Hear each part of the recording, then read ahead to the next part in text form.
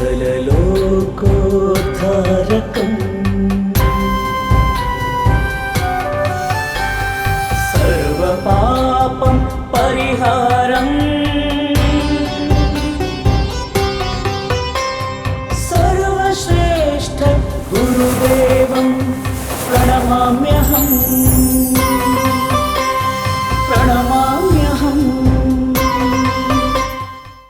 ಓಂ ಶ್ರೀ ಗುರುಭ್ಯೋ ನಮಃ. ಓಂ ಪರಮಾತ್ಮನೇ ನಮಃ. ಅಶ್ವವೇಗದ ಗುರುಭ್ಯೋ ನಮಃ ಕಾರ್ಯಕ್ರಮವನ್ನು ವೀಕ್ಷಿಸ್ತಾ ಇರುವಂತಹ ಎಲ್ಲ ವೀಕ್ಷಕರ ಸಕಲ ಮನೋಕಾಮನೆಗಳನ್ನು ಭಗವಂತ ಪರಿಪೂರ್ಣವಾಗಿ ಈಡೇರಿಸಲಿ ಎನ್ನುವಂತಹ ಪ್ರಾರ್ಥನೆಯೊಂದಿಗೆ ಗುರುಭ್ಯೋ ನಮಃ ಗುರುವಿನ ತತ್ವವನ್ನು ತಿಳಿದುಕೊಳ್ಳುವಂತಹ ಒಂದು ಅಭೂತಪೂರ್ವವಾದಂಥ ಪ್ರಯತ್ನ. ಈ ಕಾರ್ಯಕ್ರಮದಲ್ಲಿ ನಾವು ಹಿಂದಿನಿಂದಲೂ ಕೂಡ ಗುರುವಿನ ತತ್ವವನ್ನು ಅರಿತುಕೊಳ್ಳುವಂತಹ, ಯಾವ ರೀತಿಯಾಗಿ ಗುರುವಿನ ಸ್ಥಾನಮಾನವನ್ನು ನಮ್ಮ ಜೀವನದಲ್ಲಿ ಕಂಡುಕೊಳ್ಳಬೇಕು ಅನ್ನುವ ವಿಷಯವನ್ನು ಅತ್ಯಂತ ವಿಸ್ತಾರವಾಗಿ ಹೇಳುವಂಥ ಒಂದು ಪ್ರಯತ್ನವನ್ನು ಮಾಡ್ತಾ ಇದ್ದೇವೆ. ಅಖಂಡ ಮಂಡಲಾಕಾರಂ ವ್ಯಾಪ್ತಂ ಯೇನ ಚರಾಚರಂ ತತ್ಪದಂ ದರ್ಶಿತಂ ಯೇನ ತಸ್ಮೈ ಶ್ರೀ ಗುರವೇ ನಮಃ. ನೋಡಿ, ಗುರುವಿನ ಒಂದು ಕಾರ್ಯ ಏನು ಅನ್ನುವುದನ್ನು ಈ ಒಂದು ಶ್ಲೋಕ ಬಹಳ ಸುಂದರವಾಗಿ ಹೇಳಿದೆ. ಅಖಂಡ ಮಂಡಲಾಕಾರ, ಈ ಒಂದು ಅಖಂಡವಾಗಿರುವಂಥದ್ದು ಅಂದರೆ ಆದಿ ಮತ್ತು ಅಂತ್ಯವಿಲ್ಲದೆ ಇರತಕ್ಕಂಥ, ಅವಿಚ್ಛಿನ್ನವಾಗಿ ಯಾವಾಗಲೂ ಇರತಕ್ಕಂಥ ಮಂಡಲಾಕಾರ, ಬ್ರಹ್ಮಾಂಡದ ಸ್ವರೂಪದಲ್ಲಿ ಇರತಕ್ಕಂತಹ ವ್ಯಾಪ್ತಂ ಯೇನ ಚರಾಚರಂ, ಅಣುರೇಣು ತೃಣಕಾಷ್ಠದಿಂದ ಹಿಡಿದು ಪ್ರತಿಯೊಂದು ಚರಾಚರಗಳನ್ನು, ಎಲ್ಲವುಗಳನ್ನು, ಸಜೀವ ನಿರ್ಜೀವ ಎಲ್ಲ ವಸ್ತುಗಳನ್ನು ಯಾವ ಒಂದು ತತ್ವ ಅನ್ನುವಂಥದ್ದು ವ್ಯಾಪಿಸಿದೆ, ಅಂತಹ ಒಂದು ತತ್ವವನ್ನು ತತ್ಪದಂ ದರ್ಶಿತಂ ಯೇನ, ಆ ಒಂದು ಪದವನ್ನು ದರ್ಶನವನ್ನು ಮಾಡಿಸಿರತಕ್ಕಂತಹ ತಸ್ಮೈ ಶ್ರೀ ಗುರವೇ ನಮಃ, ಆ ಗುರುವಿಗೆ ನಮಸ್ಕಾರ ಮಾಡ್ತೇನೆ. ನೋಡಿ, ಗುರುವಿನ ಕಾರ್ಯ ಏನು ಅನ್ನುವುದನ್ನು ಈ ಒಂದು ಶ್ಲೋಕ ಹೇಳುತ್ತೆ. ಅಖಂಡ ಮಂಡಲಾಕಾರಂ, ಯಾವ ವಸ್ತು ಅನ್ನುವಂಥದ್ದು ಇಡೀ ಜಗತ್ತನ್ನು ವ್ಯಾಪಿಸಿಕೊಂಡಿದೆ, ಆ ವಸ್ತುವಿನ ಅಥವಾ ಆ ಒಂದು ಶಕ್ತಿಯ ಸಾಕ್ಷಾತ್ಕಾರವನ್ನು ಮಾಡಿಸಿಕೊಡುವಂಥದ್ದು ಗುರುವಿನ ಕಾರ್ಯ ಅನ್ನುವಂಥದ್ದು. ಗುರು ಅನ್ನುವಂಥವನು ಅಜ್ಞಾನವನ್ನು ಹೋಗಲಾಡಿಸಿ ಸುಜ್ಞಾನವನ್ನು ನಮ್ಮ ಮನಸ್ಸಿನಲ್ಲಿ ಅಥವಾ ನಮ್ಮ ಬುದ್ಧಿಯಲ್ಲಿ ತುಂಬುತ್ತಾ ಹೋಗ್ತಾನೆ. ನಮ್ಮಲ್ಲಿರ್ತಕ್ಕಂತಹ ಪೂರ್ವಜನ್ಮದಲ್ಲಿ ನಾವು ಮಾಡಿರ್ತಕ್ಕಂಥ ಯಾವೆಲ್ಲ ಕರ್ಮಗಳಿದ್ದಾವೆ, ಅದು ಪಾಪಕರ್ಮಗಳಿರ್ಬೋದು ಅಥವಾ ಪುಣ್ಯಕರ್ಮಗಳಿರ್ಬೋದು, ಆ ಪಾಪ ಪುಣ್ಯ ಕರ್ಮಗಳ ಫಲವಾಗಿ ನಾವು ಈ ಜನ್ಮದಲ್ಲಿ ಸಾಕಷ್ಟು ರೀತಿಯಾಗಿರ್ತಕ್ಕಂತಹ ದುಃಖಗಳನ್ನು ಸುಖಗಳನ್ನು ಅನುಭವಿಸ್ತಾ ಇರ್ತೇವೆ. ಜಗತ್ತು ನಡೀತಾ ಇರುವಂಥದ್ದು ವಾಸ್ತವಿಕವಾಗಿ ಎಲ್ಲರೂ ತಿಳಿದುಕೊಂಡಿರತಕ್ಕಂಥದ್ದು ನಮ್ಮ ಪ್ರಯತ್ನದಿಂದ ನಡೀತಾ ಇದೆ ಅಂತ. ಆದರೆ ವಾಸ್ತವಿಕವಾಗಿ ಜಗತ್ತು ನಮ್ಮ ಪ್ರಯತ್ನದಿಂದ ನಡೀತಾ ಇರುವಂಥದ್ದಲ್ಲ. ಜಗತ್ತು ನಡೀತಾ ಇರುವಂಥದ್ದು ಕರ್ಮದ ಆಧಾರದ ಮೇಲೆ. ನೀವು ಪೂರ್ವ ಜನ್ಮದಲ್ಲಿ ಜನ್ಮಾಂತರದಲ್ಲಿ ನೀವು ಮಾಡಿರ್ತಕ್ಕಂಥ ಯಾವ ಕರ್ಮವಿದೆ, ಆ ಕರ್ಮಕ್ಕೆ ಅನುಗುಣವಾದಂಥ ಫಲವನ್ನು ಈ ಜನ್ಮದಲ್ಲಿ ತಾವು ಅನುಭವಿಸ್ತೀರಿ. ಇದು ಯಾರು ನಂಬಲಿ ಅಥವಾ ನಂಬದೇ ಇರಲಿ, ಇದು ಮಾತ್ರ ಶಾಶ್ವತವಾಗಿ ಈ ಒಂದು ತತ್ವ ನಡೀತಾನೆ ಇರುತ್ತೆ. ಸೂರ್ಯ ಅನ್ನುವಂಥವನು ಪೂರ್ವದಲ್ಲಿ ಹುಟ್ಟುತ್ತಾನೆ, ಇದನ್ನು ನಾನು ನಂಬೋದಿಲ್ಲ. ಯಾರು ನಂಬಿದರೂ ಸೂರ್ಯ ಹುಟ್ಟೋದು ಪೂರ್ವದಲ್ಲೇ ಅವನು ಹುಟ್ಟೇ ಹುಟ್ಟುತ್ತಾನೆ. ಅದೇ ರೀತಿಯಾಗಿ ಈ ಕರ್ಮಗಳನ್ನು, ಕರ್ಮ ಸಿದ್ಧಾಂತಗಳನ್ನು ನಾನು ಒಪ್ಪುವುದಿಲ್ಲ ಅಂತ ಹೇಳಿದ್ರೆ ಆತ ಒಪ್ಪಲಿಕ್ಕಿಲ್ಲ ವಿನಃ ವಾಸ್ತವಿಕವಾಗಿ ಅದು ಏನು ನಡೆಯಬೇಕಾಗಿದೆ ಆ ರೀತಿಯಲ್ಲಿ ಆ ಕರ್ಮ ಸಿದ್ಧಾಂತ ಈ ಜಗತ್ತನ್ನು ನಡೆಸಿಕೊಂಡು ಹೋಗುತ್ತೆ. ಇವತ್ತು ನಮ್ಮಲ್ಲಿ ಇಷ್ಟೆಲ್ಲ ರೀತಿಯಾಗಿರ್ತಕ್ಕಂತಹ ವ್ಯತ್ಯಾಸಗಳಿದ್ದಾವೆ. ಒಬ್ಬ ಮನುಷ್ಯ ಇದ್ದ ಹಾಗೆ ಇನ್ನೊಬ್ಬ ಮನುಷ್ಯ ಇಲ್ಲ, ಒಬ್ಬನ ವಿಚಾರ ಇದ್ದ ಹಾಗೆ ಇನ್ನೊಬ್ಬನ ವಿಚಾರ ಇಲ್ಲ, ಒಬ್ಬನು ಕೆಲಸ ಮಾಡಿದಂತೆ ಇನ್ನೊಬ್ಬನು ಕೆಲಸ ಮಾಡಲಿಕ್ಕೆ ಸಾಧ್ಯ ಇಲ್ಲ. ಪ್ರತಿ ಒಂದರಲ್ಲಿಯೂ ಕೂಡ ಪ್ರತಿಯೊಬ್ಬನೂ ಕೂಡ ಬೇರೆ ಬೇರೆ ರೀತಿಯಾಗಿ ಇದ್ದಾನೆ. ಯಾಕೆ ಅಂದರೆ ನೀನು ಮಾಡಿದಂಥ ಕರ್ಮ, ಅವರವರು ಮಾಡಿದ ಕರ್ಮಕ್ಕೆ ಅನುಗುಣವಾಗಿ ಫಲವನ್ನು ಆ ಒಂದು ಪಾಪ ಪುಣ್ಯಗಳು ನಮಗೆ ಕೊಡ್ತಾ ಇರ್ತವೆ. ಒಬ್ಬ ವ್ಯಕ್ತಿ, ನೀವು ನಿಮ್ಮ ಅಕ್ಕಪಕ್ಕದಲ್ಲಿ ಸಾಕಷ್ಟು ಜನರನ್ನು ನೀವು ನೋಡಿರಬಹುದು. ಒಬ್ಬ ವ್ಯಕ್ತಿ ಬಹಳ ಪರಿಶ್ರಮವನ್ನು ಪಟ್ಟು ಕೆಲಸವನ್ನು ಮಾಡ್ತಾ ಇರ್ತಾನೆ. ಬೆಳಗ್ಗೆಯಿಂದ ರಾತ್ರಿಯ ತನಕ ಅವಿಚ್ಛಿನ್ನವಾಗಿ ದುಡಿತಾ ಇರ್ತಾನೆ. ಅವನಿಗೆ ಜೀವನದಲ್ಲಿ ನಾನು ಏನೋ ಒಂದು ಸಾಧಿಸಬೇಕು, ಏನೋ ದುಡಿಬೇಕು, ನನ್ನ ಕುಟುಂಬದವರನ್ನು, ನನ್ನ ಸುತ್ತಮುತ್ತಲಿನ ಅವರನ್ನು ನಾನು ಚೆನ್ನಾಗಿ ನೋಡ್ಕೊಳ್ಬೇಕು ಅನ್ನುವಂಥ ಇಚ್ಛೆ ಇರುತ್ತೆ. ಆದರೆ ಎಷ್ಟು ಪ್ರಯತ್ನ ಪಟ್ಟರೂ ಕೂಡ ಅವನಿಗೆ ವಾಸ್ತವಿಕವಾಗಿ ಒಳ್ಳೆಯ ಫಲ ಅನ್ನುವಂಥದ್ದು ಸಿಗ್ತಾ ಇರೋದಿಲ್ಲ. ಇನ್ನು ಕೆಲವೊಬ್ಬರು ಏನೋ ಮಾಡಬೇಕು ಅಂತ ಕೆಲವು ಕೆಲಸಗಳನ್ನು ಮಾಡ್ತಾರೆ, ಆದರೆ ಅವರಿಗೆ ಅದ್ಭುತವಾದಂಥ ಯಶಸ್ಸು ಸಿಕ್ಕಿಬಿಡುತ್ತೆ. ಅವನು ದೊಡ್ಡದಾದಂಥ ಕಾರ್ ತಗೊಂಡು ನಮ್ಮ ಕಣ್ಣು ಮುಂದೆನೇ ಅಡ್ಡಾಡಲಿಕ್ಕೆ ಪ್ರಾರಂಭ ಮಾಡ್ತಾನೆ, ದೊಡ್ಡದಾದಂಥ ಮನೆ ಕಟ್ಟಿಬಿಡ್ತಾನೆ. ಈಗ ಒಂದೇ ಸ್ಕೂಲಿಗೆ ಹೋಗ್ತಾ ಇರ್ತಾರೆ ಸಾಕಷ್ಟು ಜನ. ಒಂದೇ ಸರಿ ಪ್ರೈಮರಿ ಸ್ಕೂಲಿಗೆ ಹೋದರು, ಒಂದೇ ಸರಿ ಹೈಸ್ಕೂಲಿಗೆ ಹೋದರು, ಒಂದೇ ಸರಿ PUCಯನ್ನು ಮಾಡಿದ್ರು, ಒಂದೇ ಸರಿ ಡಿಗ್ರಿಯನ್ನು ಮಾಡಿದ್ರು, ಒಂದೇ ಕಾಲೇಜಿನಲ್ಲಿ BEಯನ್ನು ಮಾಡಿದ್ರು. ಆದರೆ ಒಬ್ಬನಿಗೆ ಸಿಗುವಂಥ ಕಂಪನಿಯೇ ಬೇರೆ, ಇನ್ನೊಬ್ಬನಿಗೆ ಸಿಗುವ ಕಂಪನಿಯೇ ಬೇರೆ.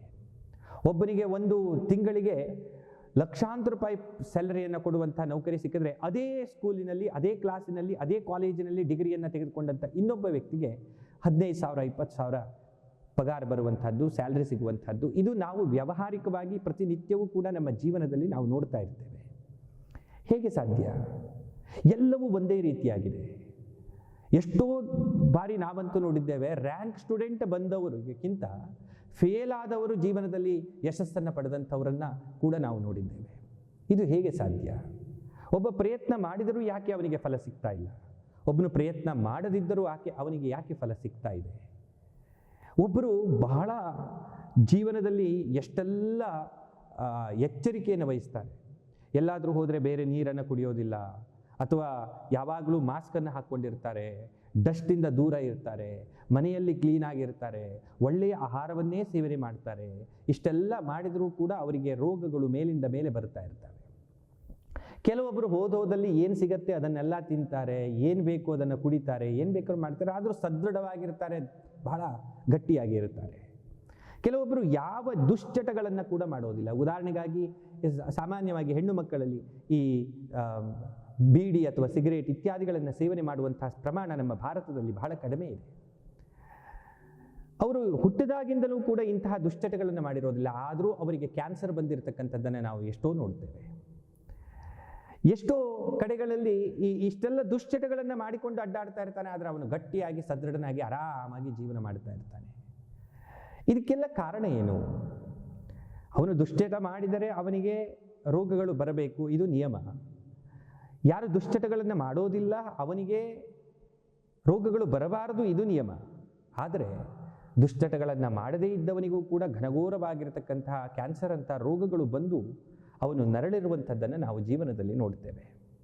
ಹಾಗಾದರೆ ಇದೆಲ್ಲದಕ್ಕೂ ಕಾರಣ ಏನು ಅಂದರೆ, ಇದಕ್ಕೆಲ್ಲದಕ್ಕೂ ಮೂಲವಾದ ಕಾರಣ ಪಾಪ ಮತ್ತು ಪುಣ್ಯ. ಈ ಪಾಪ ಪುಣ್ಯಗಳು ಹಾಗಾದರೆ ಹೇಗೆ ಬರ್ತಾವೆ? ನಮ್ಮ ಜೀವನವನ್ನು ನಿರ್ಧರಿಸುವಂಥ ಶಕ್ತಿ ಯಾವುದಕ್ಕಿದೆ ಅಂದರೆ, ಈ ಒಂದು ಪಾಪ ಮತ್ತು ಪುಣ್ಯಕ್ಕೆ ಇದೆ. ಈ ಪುಣ್ಯ ಅನ್ನುವಂಥದ್ದರ ಅಂಶ ಎಲ್ಲಿಯ ತನಕ ನಿನ್ನ ಜೊತೆಗೆ ಇದೆ, ಅಲ್ಲಿಯ ತನಕ ದೇವತೆಗಳು ಕೂಡ ನಿನ್ನನ್ನು ಏನೂ ಕೂಡ ಮಾಡಲಿಕ್ಕೆ ಸಾಧ್ಯ ಇಲ್ಲ. ಹಿಂದೆ ತಮಗೆಲ್ಲ ಗೊತ್ತಿರುವಂಥ ಒಂದು ಪ್ರಸಿದ್ಧವಾದಂಥ ಪುರಾಣದ ಕತೆ, ಹಿರಣ್ಯಕಶಿಪು ಅನ್ನುವಂಥ ಒಬ್ಬ ಮಹಾನ್ ದೈತ್ಯನಿಂದ. ಆತ ಬ್ರಹ್ಮನನ್ನು ಕುರಿತು ತಪಸ್ಸನ್ನು ಮಾಡಿದ. ತಪಸ್ಸಿಗೆ ಒಪ್ಪಿರತಕ್ಕಂಥ ಮೆಚ್ಚಿರತಕ್ಕಂಥ ಬ್ರಹ್ಮದೇವ ಪ್ರತ್ಯಕ್ಷನಾಗಿ ಏನು ವರವನ್ನು ಕೇಳು ಅಂತ ಕೇಳಿದ. ಆಗ ಹಿರಣ್ಯಕಶಿಪು ಹೇಳ್ತಾನೆ, ನಾನು ಯಾರಿಂದಲೂ ಕೂಡ ನನಗೆ ಮರಣ ಅನ್ನುವಂಥದ್ದು ಬರಬಾರದು.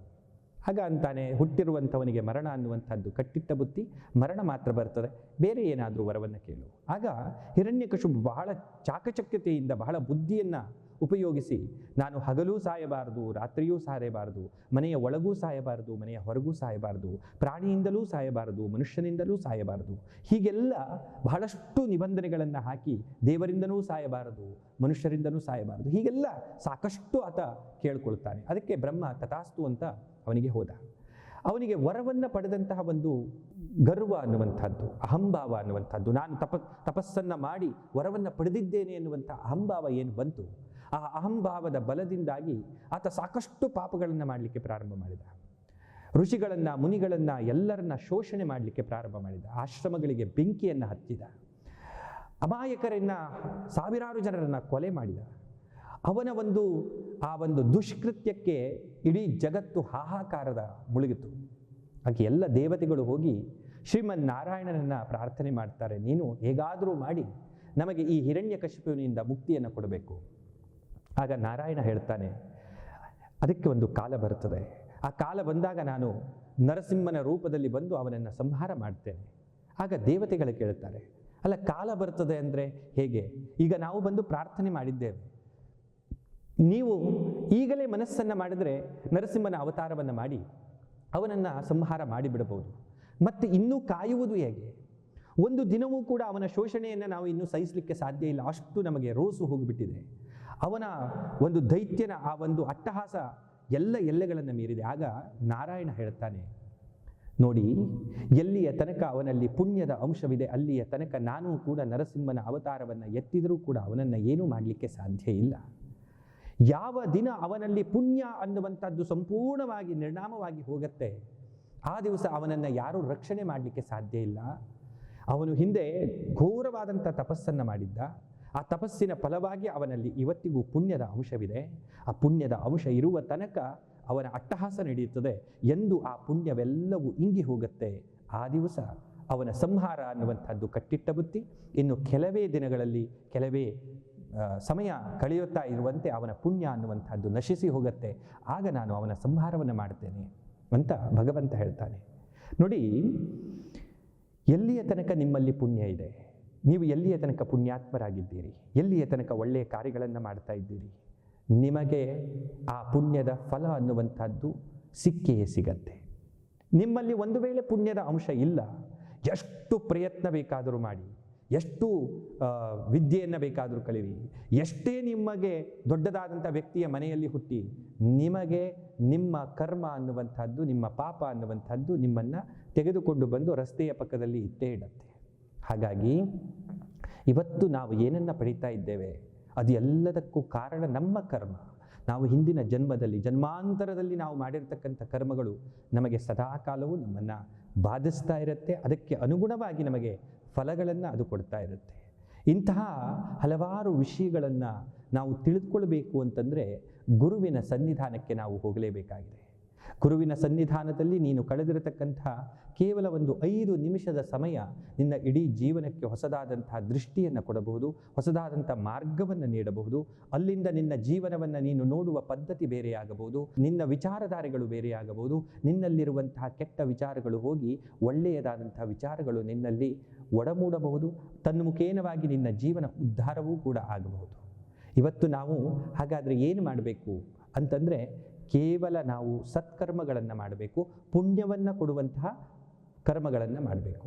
ಯಾವಾಗ ನೀವು ಪುಣ್ಯದ ಕರ್ಮಗಳನ್ನು ಮಾಡಲಿಕ್ಕೆ ಪ್ರಾರಂಭ ಮಾಡಿಬಿಡ್ತೀರಿ, ಆವಾಗ ನಿಮಗೆ ಒಳ್ಳೆಯದಾಗುವುದನ್ನು ಯಾರಿಂದಲೂ ಕೂಡ ಅದನ್ನು ನಿಲ್ಲಿಸಲಿಕ್ಕೆ ಸಾಧ್ಯ ಇಲ್ಲ.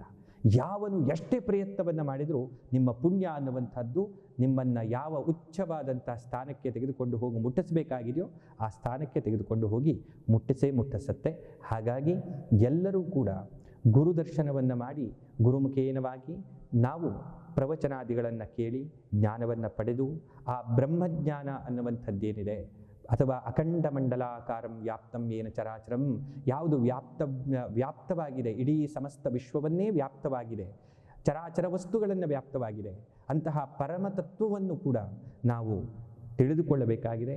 ತನ್ಮುಖೇನವಾಗಿ ನಮ್ಮ ಜೀವನಕ್ಕೆ ಒಂದು ಅರ್ಥವನ್ನು ನಾವು ಗ್ರಹಣ ಮಾಡಬೇಕಾಗಿದೆ ಅನ್ನುವ ವಿಚಾರವನ್ನು ಹೇಳ್ತಾ, ಈ ಗುರುಭ್ಯೋ ನಮಃ ಕಾರ್ಯಕ್ರಮ ಹೀಗೆ ಬೇರೆ ಬೇರೆ ಬೇರೆ ಬೇರೆ ವಿಚಾರಗಳನ್ನು ಗುರುತತ್ವದ ಮುಖಾಂತರವಾಗಿ, ಗುರುತತ್ವದ ಜೊತೆಗೆ ಹಲವಾರು ಶಾಸ್ತ್ರದ ವಿಚಾರಗಳನ್ನು ಕೂಡ ನಿಮಗೆ ತಿಳಿಸಿಕೊಡುವಂಥ ಒಂದು ಪ್ರಯತ್ನವನ್ನು ಮಾಡುತ್ತೆ.